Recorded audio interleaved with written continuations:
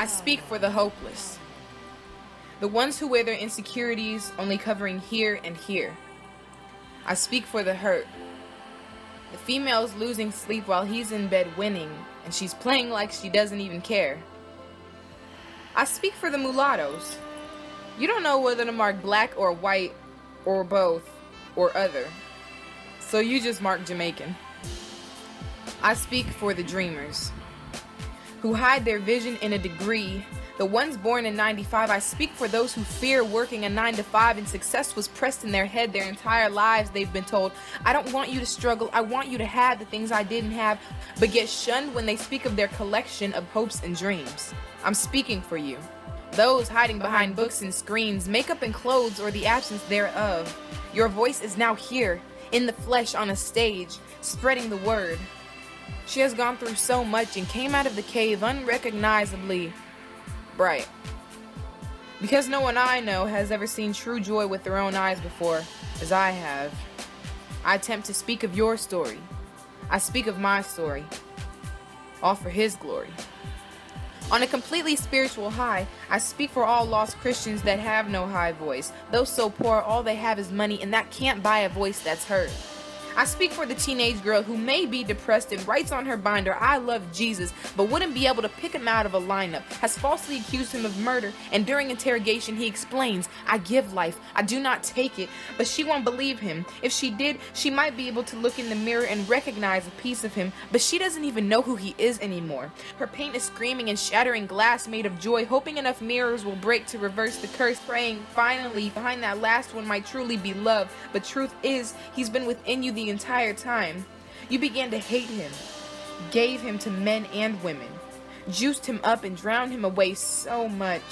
You had to mop your own tears for 18 years just to find him. I speak for you.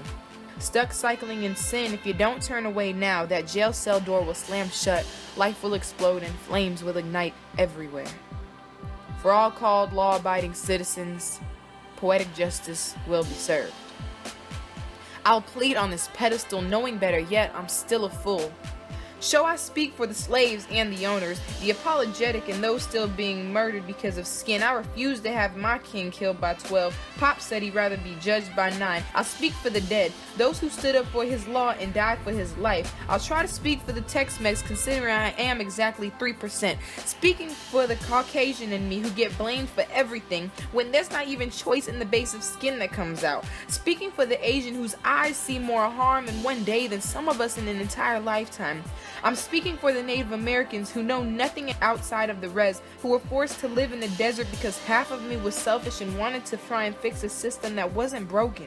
I'll try to speak for the Buddhists and Hindus, but I don't know their pain, the Indian and those from Pakistan, and it's sad everyone groups all of you beautifully, culturally diverse people together.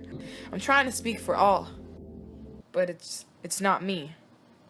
I'm just the voice of the man I'm so madly in love with. I'm attempting to surely be heard through, so you can have a voice too. Be willing to try to have a voice to the world, so when you finally meet love face to face, the familiarity of your voice with his is so enhanced. You stare at the truth so vivid, it begins breathing for you. A reality so clear, you screech for joy with strangely loving and piercing sounds. The tone you hear you'll love so much you'll never let anyone ever speak for you again. Speak up.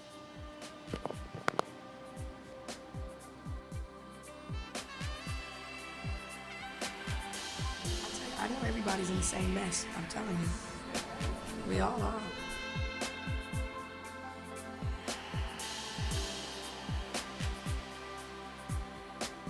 Problem, cause, and solution. Free your mind.